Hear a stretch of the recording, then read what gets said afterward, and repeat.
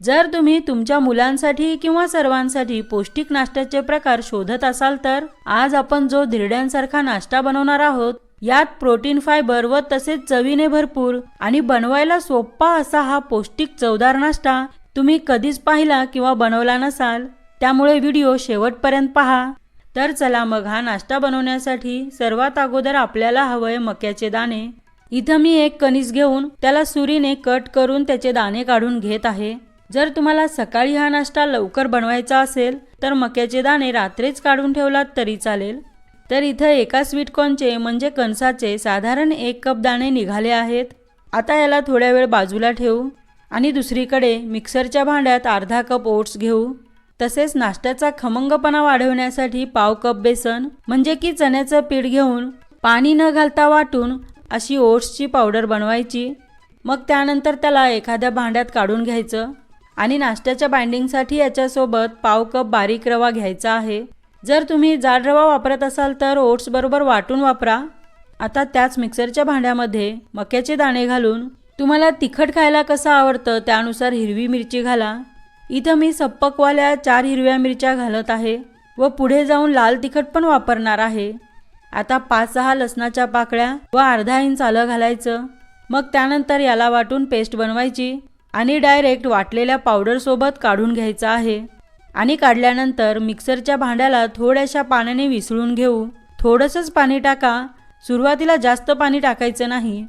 आता यात काही भाज्या घालूया म्हणजे की बारीक चिरलेलं थोडं गाजर व बारीक चिरलेला थोडा कांदा आणि बारीक चिरलेली 1 शिमला मिरची टाकून लांबट चिरलेला थोडा कढीपत्ता व थोडी बारीक चिरलेली कोथिंबीर घालायचं। मग त्यानंतर 2 चिमूट हळद, अर्धा लहान चमचा काश्मीरी लाल मिरची पावडर। जर तुम्ही हे मुलांसाठी बनवत असाल तर लाल तिखट नाही वापरलात तरी चालेल। आता चवीपुरतं मीठ व 1 लहान वाटी ताजं दही घालून मिसळत पाण्याचा अंदाज घेत थोडं थोडं पाणी वापरून मिश्रण बनवायचं आहे। तर आपण याच्यात जे जे साहित्य वापरलं आहे ते सर्व पौष्टिक आहेत आणि बऱ्याच मुलांना ओट्स खायला आवडत नाही, त्यामुळे या पद्धतीने नाश्ता बनवून डब्याला किंवा नाश्त्यामध्ये खायला दिलात तर मुलांच्या लक्षात देखील येणार नाही की यात ओट्स आहे। त्यामुळे आठवड्यात 1-2 वेळा तरी हा नाश्ता अवश्य बनवा।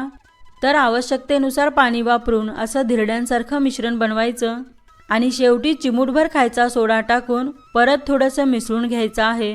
आणि हो, याच्यात आपण ज्या भाज्या वापरल्या आहेत त्यांचं प्रमाण तुम्ही तुमच्या आवडीनुसार कमी जास्त करू शकता। हे पहा, आपल्याला असं मध्यम पातळ मिश्रण हवंय। आता नाश्ता बनवून घेऊया। तर त्यासाठी असा लहान पॅन किंवा तवा गॅसवर ठेवून सुरुवातीला आवडीनुसार तेल तूप हवं ते लावा आणि व्यवस्थित गरम करून घ्या। आणि गरम झाल्यानंतर 1 पळीभर मिश्रण ओतून हळूवार पसरवायचं आहे। तुम्ही याला आकाराने लहान मोठे हवे तसे बनवू शकता। आता वरून थोडंसं तेल टाकू आणि मध्यम आचेवर याला झाकून 1 ते 1.5 मिनिटं भाजून घेऊया। 1.5 मिनिटानंतर हे पहा, असं वरून पूर्णपणे सुकलं की याला दुसऱ्या बाजूला पलटू आणि दुसऱ्या बाजूनेही मिनिटभर भाजून घेऊ। तसा हा नाश्ता पौष्टिक व चवदार तर आहेच, पण बनवायला फार सोपा, 15 ते 20 मिनिटात आरामात बनवू शकता। हे पहा, दुसऱ्या बाजूनेही भाजलंय। तर असा हा पौष्टिक नाश्ता बनवून तुम्ही मुलांच्या डब्याला द्या किंवा नाश्त्यामध्ये आवडीच्या चटणीसोबत खायला देऊन तर पहा, घरातले सगळेच आवडीने खातील। तर चला मग पुन्हा भेटू पुढच्या व्हिडिओमध्ये।